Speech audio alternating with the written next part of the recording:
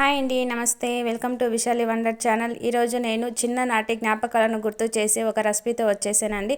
చిన్నప్పుడు మనం ఏ షాప్లో ఉందా అని వెతికి మరీ తీసుకొని జీరా జామున్ లేకపోతే హనీ క్యాండీ అని పిలిచి రెసిపీ చూపించబోతున్నానండి. జ్యూసీగా చాలా టేస్టీగా ఉండడమే కాకుండా ఎక్కువ రోజులు కూడా స్టోర్ చేసుకోవచ్చునండి.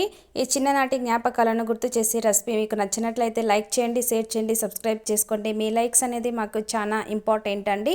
ఈ రెసిపీని ఎలాంటి ఫుడ్ కలర్స్, కెమికల్స్ లేకుండా హెల్తీగా ఎలా ప్రిపేర్ చేసుకోవాలో చూపించబోతున్నానండి. ఈ రెసిపీ కోసం 2 బీట్రూట్ని తురిమి మిక్సీ జార్లో వేసుకుంటున్నానండి. నేను బీట్రూట్ జ్యూస్లో వచ్చే కలర్ని నేను ఈ రెసిపీలో యూస్ చేస్తున్నానండి, ఎలాంటి ఫుడ్ కలర్స్ యూస్ చేయకుండా. ఇప్పుడు ఇలా మిక్సీ పట్టుకున్న తర్వాత ఈ జ్యూస్ మొత్తాన్ని కూడా ఒక స్ట్రైనర్ తీసుకొని స్ట్రైన్ చేసేసుకుంటున్నానండి. ఈ రెసిపీని మీరు ఒక్కసారి ప్రిపేర్ చేసి పెట్టుకున్నారంటే మీ పిల్లలకు అవుట్ సైడ్ ఫుడ్ ఇవ్వకుండా ఇంట్లోనే హెల్తీగా స్వీట్ అనేది పెట్టొచ్చునండి వాళ్ళు అడిగినప్పుడు. చూడండి, ఇలా మొత్తాన్ని కూడా జ్యూస్ తీసుకున్న తర్వాత ఒక ప్లేట్లోకి 1 కప్పు మైదా పిండి తీసుకొని చిటికెడు వంట సోడా అలాగే చిటికెడు పసుపు వేసి మనం తీసుకున్న జ్యూస్ మొత్తాన్ని కూడా ఇందులో వేసేసుకొని చపాతీ పిండిలాగా మెత్తగా ముద్దలాగా కలిపి పెట్టుకోవాలండి.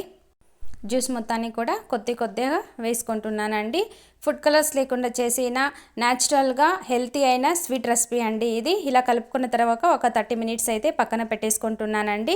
30 మినిట్స్ అయితే పిండి బాగా నానితేనే మనకి హనీ క్యాండీ అనేది పొంగుతూ జ్యూసీగా బాగా వస్తుందండి. చూసారుగా ఇలా పక్కన పెట్టుకున్న తర్వాత ఇప్పుడు జీరా కోసం ఒక బౌల్ తీసుకొని 1 cup sugar, 1 cup water add చేసుకుంటున్నానండి. ఈక్వల్ క్వాంటిటీలో తీసుకుంటున్నానండి.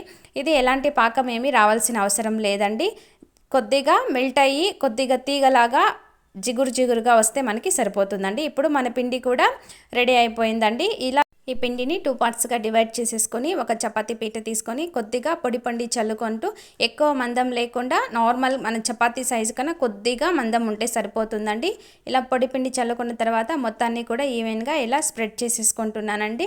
మనకి ఈ జీరా జామున్ ఒకే షేప్లో రావడం కోసం ఏదైనా రౌండ్గా ఉన్న ఒక క్యాప్ లాంటిది తీసుకుంటున్నానండి. చూడండి, మీ దగ్గర సిరప్ క్యాప్స్ ఉంటాయి కదా, అవి కూడా సరిపోతుందండి.